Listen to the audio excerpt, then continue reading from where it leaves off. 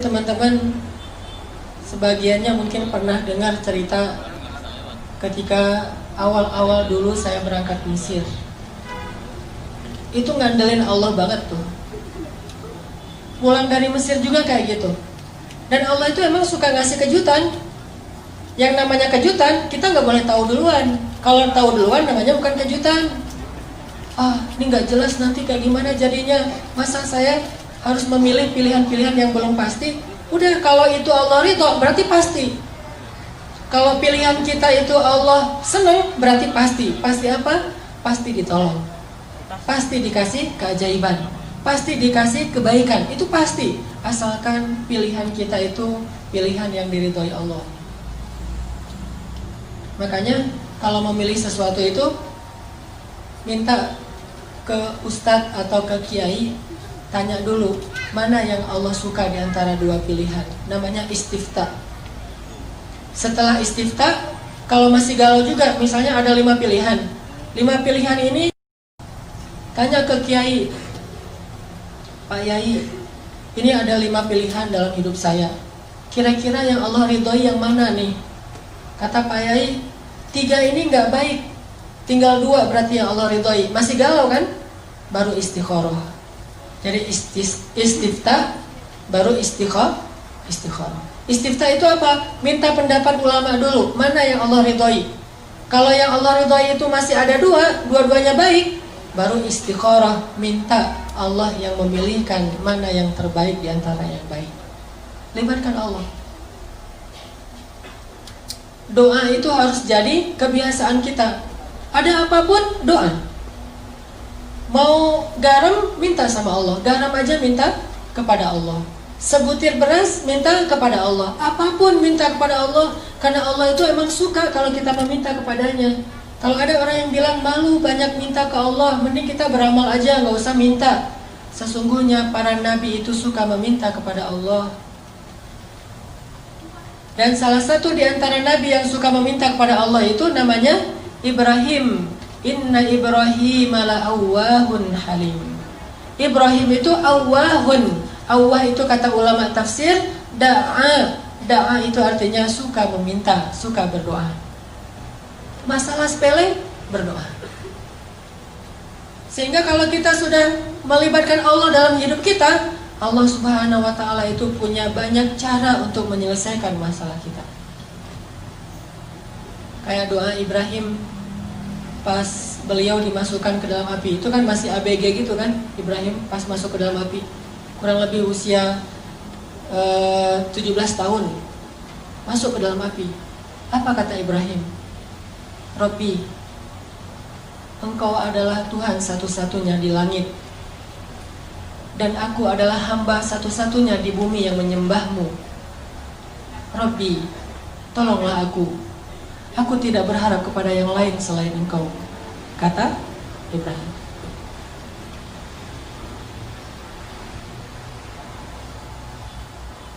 Gimana kata Ibrahim?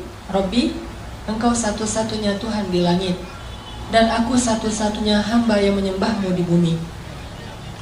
Tolonglah aku tidak meminta kepada selain Engkau. Terus datang malaikat nih. Datang malaikat Jibril. Terus Jibril bilang, ya Ibrahim, mintalah apa yang kamu butuhkan, saya akan bantu. Jibril menawarkan bantuannya. Apa kata Ibrahim? Amma ilaika fala. Kalau kepada kamu, tidak. Saya tidak butuh bantuan siapapun selain bantuan pencipta alam semesta.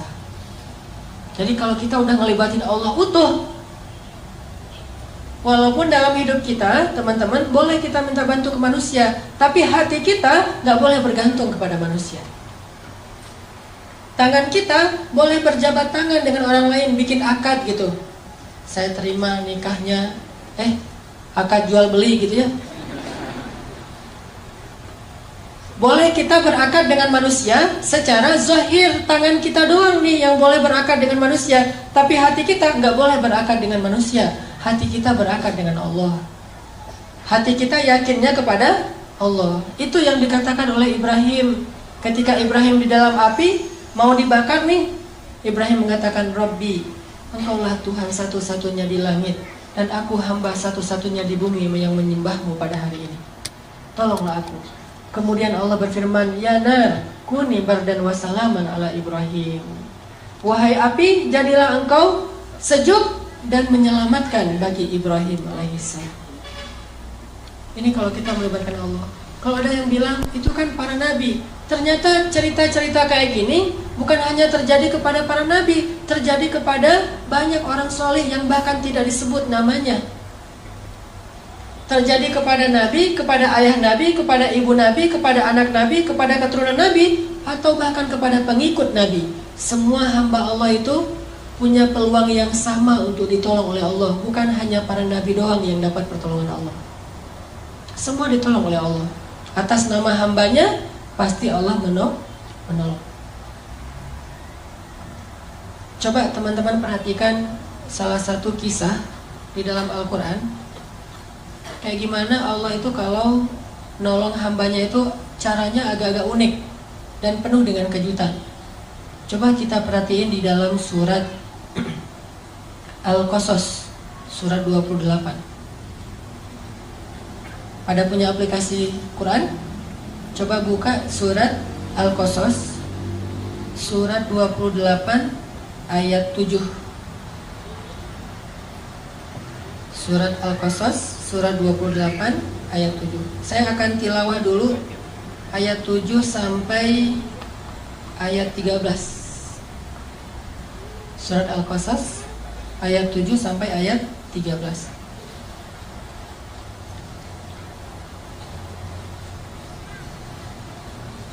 A'udzu billahi minasy syaithanir rajim. Bismillahirrahmanirrahim. Wa auhayna ila ummi Musa an ardi'i fa idza khifti 'alayhi fa'alqihi fil yammi wa la takhafi wa la tahzani inna radduhu ilayki wa ja'iluhu minal mursalin. Faltaqatahu alu fir'auna liyakuna lahum aduwwan wa hazana inna fir'auna wa hamana wa junudahuma kanu khati'in. Wa qalat imra'atu fir'auna qurratu 'aynin li wa lak la taqtuluhu 'asa an yanfa'ana aw nattakhidahu waladan wa hum la yash'urun. Wa asbaha fuadu ummi Musa farigha in kadat latubdi bihi laula rabatna ala qalbiha litakuna minal mu'minin. Wa qalat li ukhtihi qussih fabasurat bihi an junubin wa hum la yash'urun. Wa harramna 'alayhi al-maradi'a min qabl فقالت هل أدلكم على أهل بيت يكفلونه لكم وهم له ناصحون. فرددناه إلى أمه كي تقر عينها ولا تحزن ولتعلم أن وعد الله حق ولكن أكثرهم لا يعلمون. Sadaqallahul azim. Teman-teman yang dirahmati Allah Subhanahu wa taala. Jadi ceritanya itu kita tahu kalau Fir'aun bikin peraturan, orang-orang Bani Israel itu nggak boleh ngelahirin anak laki-laki. Kalau ada bayi laki-laki yang lahir dari suku Bani Israel atau suku budak waktu itu, akan langsung dibunuh oleh Fir'aun. Sebab Fir'aun bermimpi nanti akan muncul laki-laki Bani Israel yang akan menggulingkan kekuasaan Fir'aun. Diberlakukanlah peraturan ini. Setiap ada kelahiran diperiksa sama tentara Fir'aun, diculik, diambil paksa, kemudian dibenamkan di dalam pasir. Kemudian dilemparkan ke dalam sungai Nil.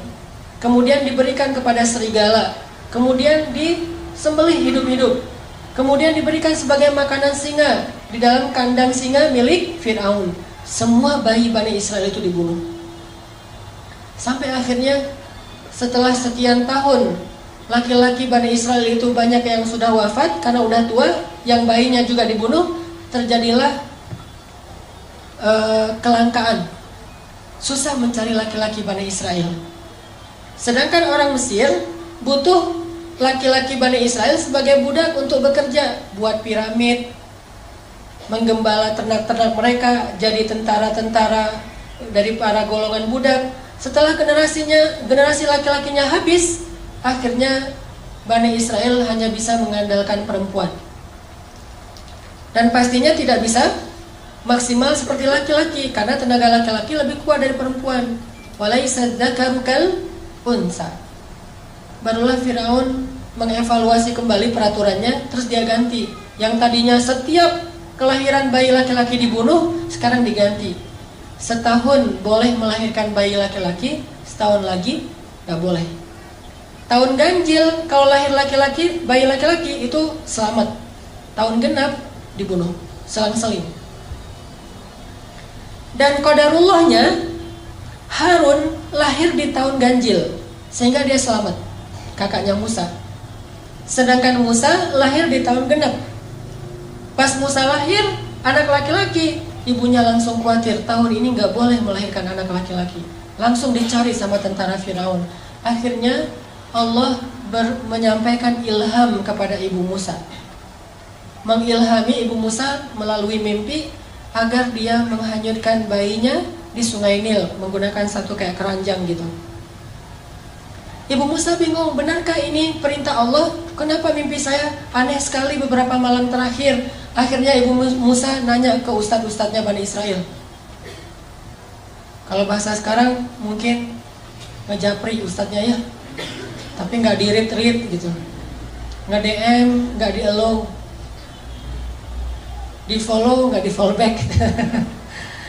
Nih ibu Musa nanya kepada ustadz-ustadznya Bani Israel, ya Syekh, saya bermimpi gini, apakah benar ini perintah Allah? Kata para ulama Bani Israel, benar, ini perintah Allah. Hanyutkanlah bayimu ke sungai Nil, dan Allah berjanji akan menyelamatkannya dan mengembalikannya kepadamu. Itu janji Allah. Kalau kita mau yakin sama Allah, libatkan Allah. Walaupun caranya tuh agak-agak aneh menurut logika kita. Aneh gak sih?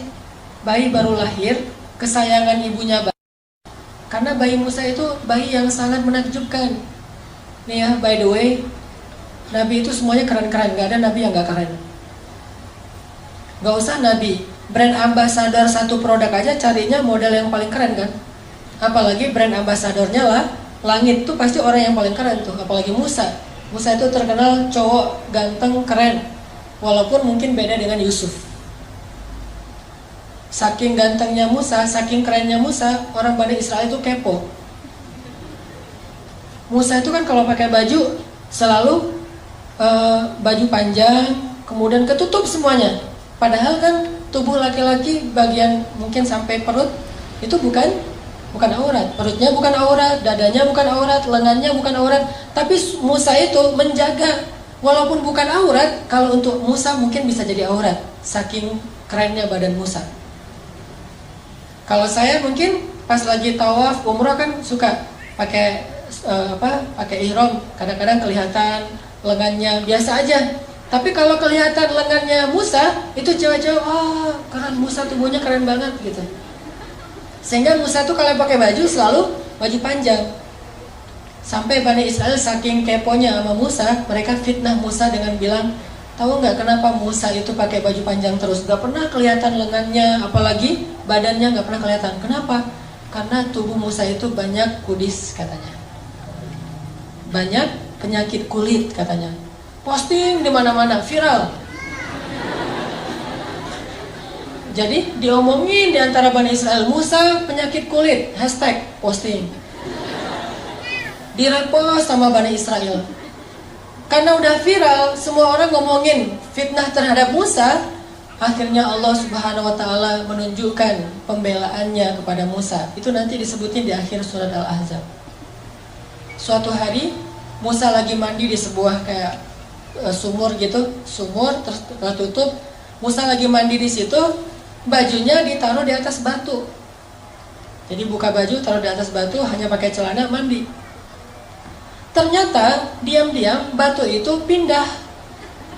Allah yang suruh, batu pindah loh. Oh ya, pindah dia. Batunya pindah. Pas Nabi Musa beres mandi, cari-cari bajunya mana nih, ternyata batunya udah pindah. Dideketin sama Musa. Gak bisa dia diraih karena Nabi Musa gak pakai baju, hanya pakai celana. Akhirnya Nabi Musa pakai galah gitu, ngambil bajunya di atas batu. Ternyata pas mau diambil pakai galah, batunya lari. Ini luar biasa. Dan ini kisah nyata disebutkan di Al-Ahzab. Dan tafsirnya juga demikian. Batunya lari tuh. Pas batunya lari, Musa kan bingung. Akhirnya ngejar batu. Thawbi hajar, bajuku dibawa lari batu, bajuku dibawa lari batu. Ngejar aja. Terus kejar-kejaran, batu Musa. Kemana larinya si batu? Larinya ke pasarnya Bani Israel. Jadi anak-anak Bani Israel lagi main skate gitu, batunya lewat. Kirain tadi itu obstacle buat ngetrik sama anak-anak skate. Lagi pada main BMX-nya, lagi bani ban gitu, lagi pengen ngetrik, lewat batu. Ada anak-anak Bani Israel lagi nongkrong gitu, lagi ngopi-ngopi, batu lewat, Musa lewat. Heran, semuanya ngelihat tubuh Musa yang gagah. Sengaja tuh Allah berfirman ke batu supaya larinya di antara orang ramai. Tempat mainnya anak muda, nanti di alun-alunnya Bani Israel, pokoknya keliling aja. Keliling kota, jadi Musa jadi kayak Indorunners gitu. Keliling sambil lari dengan tubuhnya yang keren. Sehingga Bani Israel semuanya, lo bawa HP nggak? Ambil kamera. Jadi trending topik, Musa ternyata tubuhnya keren banget. Baru berhenti di tengah pasarnya Bani Israel. Pas batu itu berhenti di tengah pasar Bani Israel, Musa datang langsung ngambil baju, make, dan Musa marah kepada batu itu. Dipukul oleh Musa dengan 3 pukulan, hancurlah batu itu. Musa itu terkenal nabi yang sangat kuat. Bayangin, saking kuatnya Musa, kakaknya aja Harun ditarik di janggutnya, dibanting. Musa, malaikat turun. Kan malaikat kalau ketemu nabi itu rata-rata menjelma sebagai laki-laki ya. Turun tiba-tiba ada laki-laki di sebelah Nabi Musa, ditonjok, buta mata malaikat. Naik ke Allah, ya Allah mata saya, kenapa ditonjok Musa? Sembuh, turun lagi, ya Musa saya malaikat. Oh kirain tadi begal gitu mau. Nah, Musa itu terkenal nabi yang sangat kuat. Dan ketika Musa masih bayi, namanya bayi nabi tuh, jangankan bayi nabi, bayi orang biasa aja kan lucu gitu. Semua orang sayang kepada dia, Allah kasih rasa kasih sayang kepada seorang bayi, apalagi bayi nabi. Dan nabinya Musa pula yang memang luar biasa fisiknya. Sehingga ibunya gak tega mau menghanyutkan bayinya. Tapi ini perintah Allah. Dan yakinlah sama Allah, Allah pasti akan ngembaliin bayimu, gak akan celaka. Ini ujian buat keluarga Musa. Ibu Musa itu ibu yang sangat beruntung. Punya 2 anak laki-laki, dua-duanya nabi, Harun dan Musa. Kalau yang lain, tidak ada ibu yang punya 2 anak laki-laki, dua-duanya nabi. Yang ada ayah kayak Ibrahim, Ishak, dan Ismail. Akhirnya setelah meyakinkan istisyarah, minta pendapat ulama, minta pendapat keluarga, minta pendapat suami, mantep nih hati ibu Musa. Ya udah deh, kalau emang ini cara satu-satunya untuk nyelamatin bayi saya, dan ini perintah Allah, saya lakukan. Karena Allah. Dihanyutkan ke sungai Nil. Pakai keranjang gitu, ditutup. Terus pas udah hanyut, ibu Musa nggak tega. Aduh bayi saya, Tapi dibawa kemana ini sama arus air? Bisa ke Sudan kan, Nil itu membelah dua negara, Mesir dan Sudan. Jadi lintas negara nih, bisa jadi Musa nanti ketemunya di Sudan. Kayak di kampung saya dulu pas terjadi tsunami di Aceh. Kan ada orang yang hanyut sampai ditemukannya di pulau seberang. Terus ketemu lagi sama keluarganya setelah 10 tahun. Baru ketemu 2014. Jadi 2004 terjadi tsunami, 2014 baru ketemu keluarganya karena dia udah sekolah, kalau nggak salah udah kuliah gitu. Udah kuliah ke daerah Aceh Selatan, ketemu sama keluarganya 10 tahun loh, tak kuliah tak SMA gitu pokoknya. Musa bisa aja hanyutnya sampai ke Sudan. Akhirnya ibunya bilang ke mbaknya Musa, "Mbak, kusih itu artinya cari tahu gimana kabar adikmu." Akhirnya mbaknya Musa menyusuri Sungai Nil. Dan perhatikan teman-teman, Allah punya rencana, dan rencana Allah itu sebaik-baik rencana. Musa itu kan dihanyutkan ke Sungai Nil menghindari Firaun kan? Tapi malah ini tabut atau keranjangnya Musa hanyutnya masuk ke sebuah selokan yang mengarahkan dia ke istananya Firaun. Jadi masuk ke sebuah selokan air yang air itu nanti ujung-ujungnya ada di istana Firaun. Dihindarkan dari Firaun, malah didatangkan kepada Firaun oleh Allah. Allah punya rencana. Masuk ke selokan itu, hanyut sampai ke pemandian keluarga Firaun. Ditemukan sama dayang-dayangnya Firaun. Pas dibuka, bayi kecil yang luar biasa dikasih kepada istri Firaun. Lalu ketika diberikan kepada istri Firaun langsung jatuh hati kepada bayi Musa. Dan qadarullah, waktu itu istri Firaun belum punya anak, sehingga dia pengen banget punya anak laki-laki. Dipanggil sama istri Firaun ke suaminya, "Fir, aku dapat bayi loh," gitu. Kan manggilnya Fir. Fir, sini loh, aku lagi dapat bayi nih. Bayi yang mana? Pas dilihat sama Firaun, Firaun itu walaupun dia zalim, jahat, dia itu pintar. Namanya juga keturunan raja, kan Firaun itu julukan raja-raja Mesir. Kalau raja Yaman julukannya Dhu, kayak Dzun Nuwas, Dzulqarnain. Jadi Dhu itu Yaman. Kalau kayak di Mesir itu Firaun. Nah, Firaun ini karena keturunan raja, bukan orang bodoh, dia tahu ini bayi Bani Israel yang dibuang karena takut dibunuh. Akhirnya Firaun mengatakan, "Ini pasti bayi Bani Israel, akan saya bunuh." Kata istrinya, "Fir, kan kita nggak punya anak udah berapa tahun. Saya pengen banget punya anak. Kalau kamu mau bunuh dia, jangan sekarang deh. Kasih saya waktu untuk bisa bersenang-senang dulu dengan dia. Qurratu ainin li walak. Mudah-mudahan anak ini bisa menjadi kesenangan buat saya dan buat kamu." Kata Firaun, "Laki la liya." Untuk kamu ya, untuk saya enggak. "Ya udah, kamu simpan aja sesuka kamu. Kalau udah bosan kasih ya, biar gua bunuh." Gitu. Kata Firaun. Disimpan dipelihara oleh istrinya Firaun. Pas dipelihara, ternyata hari pertama itu haus, nangis. Bayi Musa nangis, dan istri Firaun, ada yang bilang ini Asia, ada yang bilang bukan. Sebutlah misalnya Asia. Asia nggak punya ASI. Akhirnya Asia pun membuat sebuah audisi menyusui di Mesir.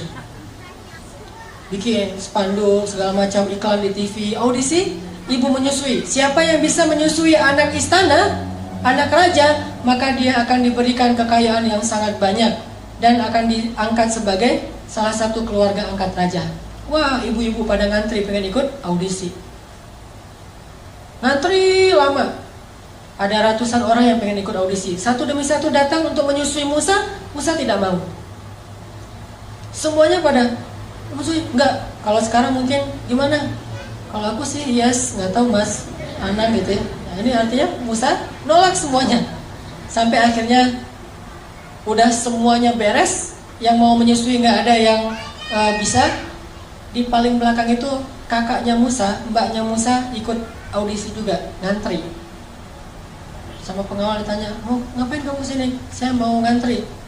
"Ini untuk menyusui." "Ya, saya akan menawarkan kepada keluarga istana, ada satu orang ibu yang bisa menyusui bayi ini." Ya udah.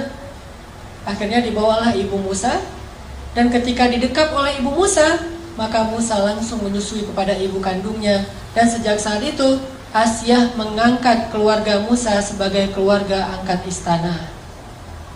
Tinggal di istana, digaji oleh istana, Bahkan bukan hanya ibunya yang tinggal di istana, ayahnya Musa, mbaknya Musa, kakaknya Musa yang Harun, sekeluarga besar itu tinggal di istana semuanya dan digaji pula oleh istana.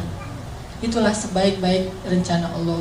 Coba teman-teman bayangin, kalau ibu Musa terus ngumpetin bayinya, disembunyikan bayinya dari Firaun, mungkin selama-lamanya hidup mereka dalam pengejaran, dalam keadaan tidak nyaman, susah mencari nafkah, tinggal di hutan belantara. Tapi berhubung pakai cara Allah, akhirnya Allah punya rencana yang paling baik, sampai akhirnya keluarga ini bisa tinggal di dalam istana musuh yang justru mereka hindari selama ini.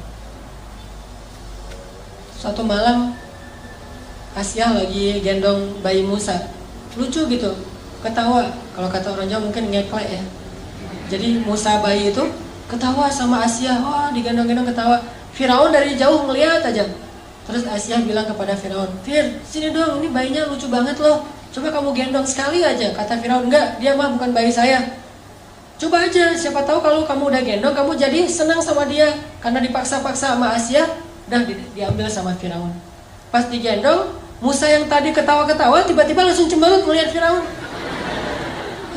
Pas lihat Firaun, Musa langsung berubah wajahnya, yang tadi senang sekarang marah. Firaun heran, tanya Asia, "Ini kenapa nih bayi ini pas ngeliat saya jadi marah kayak gini? Emang ada masalah apa dia sama saya?" Kata Asia, "Mungkin belum kenal, coba kamu dekat lebih dekat lagi." Didekap lebih dekat lagi, pas udah dekat, maka Musa pun menarik jenggotnya Firaun sekeras mungkin sampai tercabut banyak dari jenggotnya Firaun dan berdarah. Tarik sama Musa. Wah, Musa bayi itu ngelawan Firaun, jenggotnya ditarik. Gimana kalau udah dewasa? Ini kekuatan Musa. Akhirnya pas jenggotnya Firaun ditarik, Firaun emosi dilempar bayi Musa. Ini benar-benar bayi celaka segala macam, dia ngumpat-ngumpat, dia marah-marah, didekap oleh Asia. Asia nangis karena bayi kesayangannya dilempar oleh suaminya. Kemudian Firaun memutuskan, besok saya akan membunuh bayi ini. Pasti ini nih yang saya dapat dalam mimpi. Dan Asia sudah tidak bisa mengubah keputusan suaminya untuk membunuh bayi tadi. Akhirnya suatu malam, sepanjang malam Asia memeluk Musa, nangis, sepanjang malam nangis sama ibunya Musa. Tiba-tiba Allah kasih ide, ilham ke dalam pikirannya Asia, gimana cara menyelamatkan Musa. Pas paginya, Asia bilang kepada Firaun, "Suamiku, saya tidak akan menghalangi kamu untuk menghukum bayi ini. Tapi sebelum engkau menghukum dia, beri saya satu kesempatan supaya semakin yakin, apakah bayi ini sadar ketika mencabut janggutmu atau tidak sadar? Kalau dia sadar, silakan kamu hukum. Kalau dia tidak sadar, maafkanlah dia. Karena dia hanya bayi, anak kecil yang tidak ngerti apa-apa." Kata Firaun, "Gimana cara membedakan dia sadar dan tidak?" Kata Asia, "Taruhlah bayi ini di tengah, di sebelahnya ditaruh bara api, di sebelahnya lagi ditaruh roti. Kalau bayi ini sudah bisa berpikir, dia akan memilih roti. Tapi kalau bayi ini namanya juga anak kecil nggak ngerti, dia mungkin akan memilih bara api. Kalau dia memilih roti, maka hukumlah dia. Tapi kalau dia memilih bara api, maafkanlah dia." Ditaruh Musa di tengah. Oh, logis juga nih kata Firaun. Ya udah dicoba aja deh. Pasti dia akan milih roti. Masa api panasnya juga udah menjauh kan? Dia pasti akan ngambil roti atau kayak permen gitu. Ditaruh Musa di tengah, di sini bara api, di sini makanan. Ternyata Musa bangun dari duduknya, mengambil bara api, dimakan oleh Musa, dan kemudian Musa kesakitan dan menangis. Sejak saat itulah lidah Musa menjadi luka dan menjadi agak cacat. Baru sembuh nanti ketika ketemu lagi Firaun itu berdakwah. Di situ ada doa, "Rabbi shrah li sadri wa yassir li amri wahlul 'uqdatan min lisani yafqahu qawli." Mudahkanlah lisan saya berucap ya Allah supaya dia faham. Gara-gara apa lisan Nabi Musa itu bermasalah? Gara-gara makan bara api. Pas makan bara api langsung dia muntahin lagi. Dia nangis-nangis karena kesakitan. Dipeluk oleh Asia, diberi obat. Dan ketika itu Asia mengatakan, "Tuh lihat, bayi ini gak ngerti apa-apa. Masa kalau dia ngerti dia mau makan bara api, maafkanlah dia wahai suamiku." Akhirnya Firaun mengatakan, "Ya udah, berarti dia emang bayi yang gak ngerti apa-apa, dimaafin. Selamat Musa." Lihat cara Allah menjaga hambanya. Allah itu punya banyak rencana. Allah itu maha kuasa. Jadi kalau kita ngandelin Allah, selalu ada jalan keluar. Sesulit apapun kondisi kita, kalau kita ngandelin Allah, selalu ada jalan keluar. Hanya kadang-kadang kita nggak sabar menunggu datangnya jalan keluar itu. Padahal jalan keluar Allah itu Allah datangkan melalui jalan kesabaran. Jadi kalau kita pengen dapat pertolongan Allah, jalannya itu adalah sabar. Tunggu sampai datangnya pertolongan Allah. Karena menunggu datangnya pertolongan Allah itu ibadah. Kayak orang sakit menunggu sembuh itu ibadah. Orang yang miskin menunggu dapat rezeki sambil berikhtiar itu ibadah. Jomblo menunggu ada yang datang, terutama yang perempuan nih, nunggu ada yang datang ke rumahnya ngetuk pintu dan melamar dia, itu adalah ibadah. Tapi pengennya sih ibadahnya jangan lama-lama ya, cepat ada yang datang gitu. Karena pengen beribadah yang lain, bukan hanya ibadah menunggu, tapi ibadah mencintai. Ibadah suami istri. Artinya libatkan Allah dalam hidup kita, libatkan Allah dalam masalah kita, libatkan Allah dalam segala urusan kita. Tidak ada yang kecewa ketika melibatkan Allah dalam urusannya.